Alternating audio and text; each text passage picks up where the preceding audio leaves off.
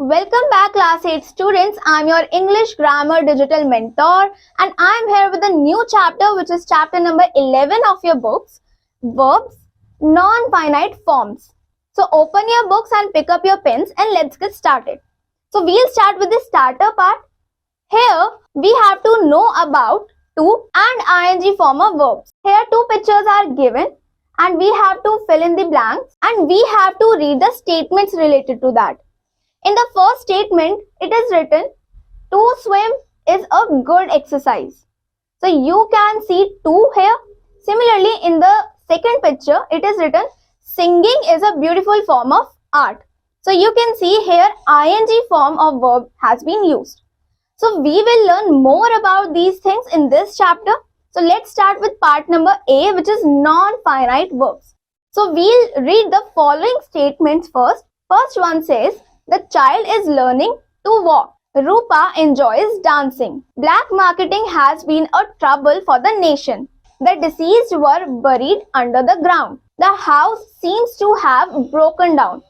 In the above sentences, the words printed in bold letters are all non-finites. Two verbs and the ing form of verbs are referred to as non-finites. Whatever the subject in a sentence, non-finites retain the same form. Now let's see different kinds of non-finites. Non-finites are of three types. First, the infinitive. Second, the participle. And third, the gerunds. Let's start with the infinitives. The infinitives is the basic dictionary form of a verb. It is usually preceded by to. The infinitive is also referred to as the to verb. We can use it with or without to. For example, she hopes to pass the exam. He wants to participate in the competition. So here you can see the to infinitive. Similarly, in the third example, she does her homework daily. In the fourth example, he can run very fast. So in third and fourth example, the infinitive is without to. Now, we use verb plus to infinitive with these words, which are decide, promise, want, forget, plan, agree, hope, agree, choose, love, remember, refuse, like, intend, hope, hate. For example, she decided to stay at home. They agreed to sign the project. We forgot to invite him. Now using these concepts, we will do some questions related to that. So here we have to fill in the blanks with suitable infinite forms. Let's see the first part. He planned dash a holiday. So with plan verb, we use to infinitive. So our statement will be he planned to take a holiday. In the similar manner, you have to do rest of the parts of this exercise by yourself. We use the to infinitive after appear, seem, claim, happen, etc. For example, he has lost his purse. So here appear form is used. So we can write he appears to have lost his purse. Similarly, let's see the second example. She has realized her mistake. So here we can use the seem form. So we can rewrite the sentence as she seems to have realized her mistake. They have developed a vaccine. So here they are claiming something. So we can rewrite this sentence as they claim to have developed a vaccine. Now we can use a question word like what, how, where, whether plus to infinitive after these words. Know, ask, decide, wonder, forget, learn, explain, understand. For example, she could not decide where to hide the box. They do not know how to tackle the situation. Now let's learn more about the infinitive without to. We use infinitive without to after these verbs of perception. Know, see, feel or hear. For example, I knew the boy climbing the tree. I saw the burglar climb over the fence. I felt the ground shaking. Now using these concepts, let's fill in the blanks with the infinitive with or without to. In the first sentence, we have I felt the ground dash. So in the bracket, the verb shake is given. So since in the sentence felt word is used. So we use infinitive without to in these types of sentences. So we can write I felt the ground shaking. In the similar manner, you have to do rest of the parts of this exercise by yourself. Let's move on to the next topic, which is 2. Now here, read the following sentences. First one is, the sum was so difficult that no one could solve it. The day was so hot that they did not want to go out. I was so busy that I could not take her. We use the infinitive without to after these verbs, which are need, make, let, bid, dare. For example, there is a long queue. You needn't wait as there is no chance of getting an appointment. Now we use the infinitive without to after these expressions, which are would rather, had better, rather than. For example, would you like to go out tonight? So we can answer this question as I would rather stay at home than going out tonight. Second example is, it is getting late. You had better sleep now. Now we can express these ideas by using to pattern to.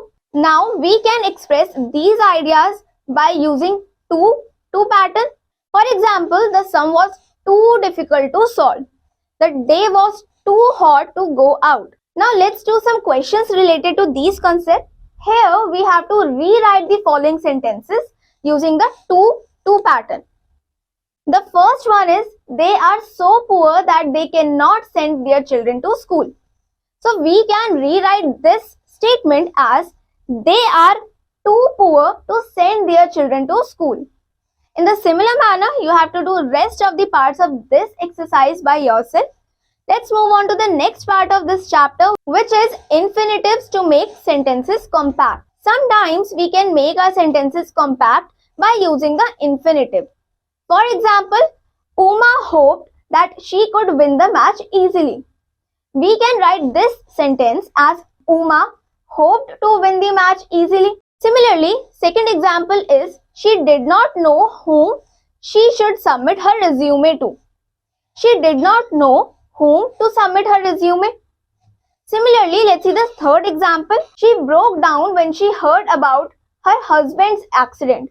We can rewrite this statement as, she broke down to hear about her husband's accident. Similarly, in fourth example, it is written, it is believed that Santa Claus brings gift for the kids on Xmas.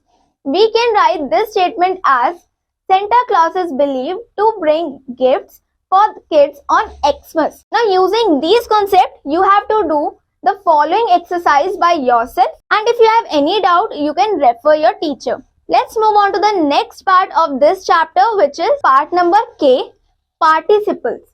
A participle is a form of verb that is used in a sentence to modify a noun phrase, verb or verb phrase, and than plays a role similar to an adjective or adverb. Now let's see types of participle. Participles are of two types. First, the present participle, then the past participle. The present participle shows that an action is continuing or is incomplete. For example, the man sitting there is my father. The past participle denotes an action which is completed and hence is no longer in progress. For example, the food eaten by the children was contaminated. The task finished, we returned home. Now, next topic is participles to join sentences. When both clauses have same subject, we take the more important sentence as the main clause and convert the verb in the other sentence into a participle. For example, the dog ran out of the house. It was barking. So here two sentences are given. Both are talking about dog. So we can rewrite this sentence as, the dog ran out of the house barking. Let's see another example. Noora is a foreigner. Noora does not understand Hindi a lot. We can rewrite the sentence as, being a foreigner, Noora does not understand Hindi a lot. When two things happen at the same time, we use ing, that is present participle, for one of the verbs. For example, Kanika saw a tiger. She began to scream. We can rewrite this sentence as seeing a tiger, Kanika began to scream. Next example is she felt happy, so she gave a treat to her friends. We can rewrite this sentence as feeling happy, she gave a treat to her friends. Now, when an action is done before another action, we use having, that is perfect participle, for the first action. For example, they ordered their meals. They went into the dining hall.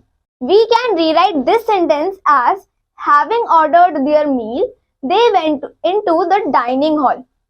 Another example is she finished her homework. She went to meet a friend. We can write these sentences as having finished her homework, she went to meet her friend.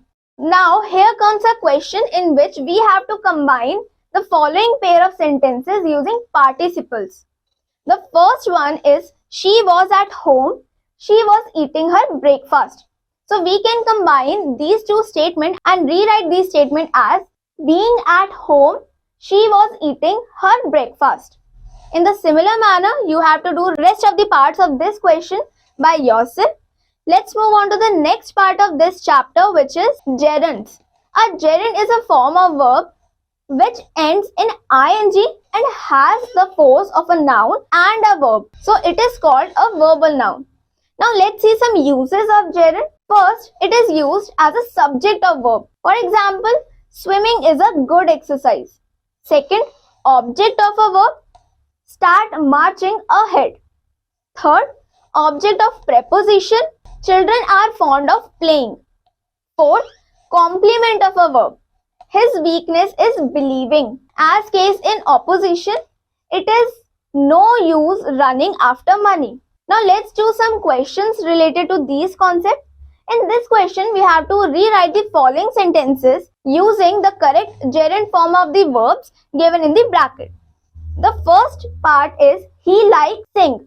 The verb sing is given in this part. So we will add ing with this verb. So our sentence will become he likes singing. Similarly, in the next part, she enjoys. Then in the bracket, verb play is given. Then badminton. So we will add ing with play. So our sentence will be she enjoys playing badminton. In the similar manner, you have to do rest of the parts of this exercise by yourself. So with that, we come to an end of this chapter. I hope you understood the concept in today's class. Do as much as practice as you can, and if you have any doubt, you can refer your teacher. We will meet in the next class with a new chapter. Till then,